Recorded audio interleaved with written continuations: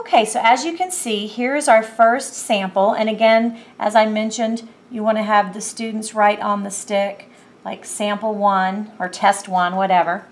And if you look at the chart, it's between this second square and the third square. I'm going to say, let's say 2.0.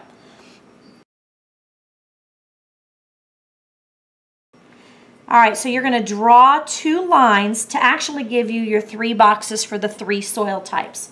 So what I would recommend is that, let's say this is the African soil, so I'll put AS for African soil, and then PS for potting soil, and then the sand soil can be S/S. That's just a way for you and the students to know which data goes with which soil sample. All right, so now you can see the 3 different nitrate test strips and the variation in their colors. This is our third sample, and comparing it, it looks like it's closer to the 20. So on my data sheet, I'm going to put a 20. So I went from 2.0 to 5 to 20. Very interesting. So again, you want to have those conversations. After the students have completed the 3 experiments, there are some observation questions that they will answer on the front side as well as on the back. And those are the same questions that you will want to be referring to and asking the students within their groups so that you can have a deeper conversation.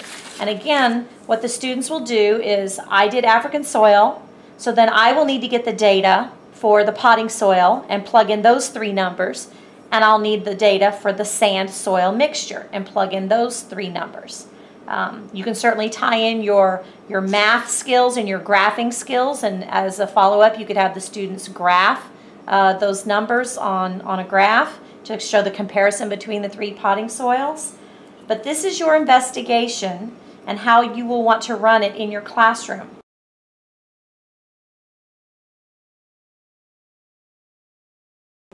All right, so now that we've done our 3 investigations, let's go back and look at our 4 water samples. Remember, sample number 1 was just clear water.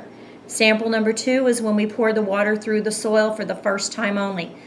Not very dark in its coloration. Almost looks similar to the clear water, maybe just a tad darker. But then look at sample the second time we did it, which is cup number 3. You can definitely see where it's a little darker, a little bit yellower and more yellowish color. And then the final one, it's even more so of a darker yellowish color. So the students will definitely be able to see that change. Now, that was for the African violet soil.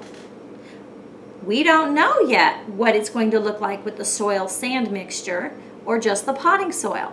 So that's another reason why you want to have the students do a gallery walk and walk around and not only look at the nitrate strips, the colors, but also look at the water samples. Now I will tell you one thing that you will notice with the nitrate strips, over time the colors do start to fade.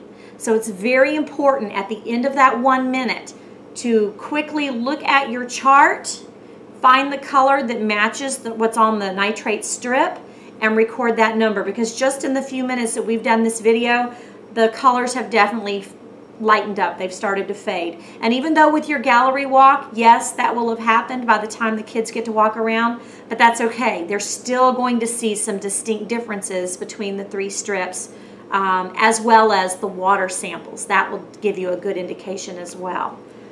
Good luck with this experiment. The kids really enjoy it. It's a lot of fun, but obviously the whole purpose behind it is to have the students have a better understanding of nitrates, and again, how that enriched fertilizer can actually be harmful to our environment if it's too much.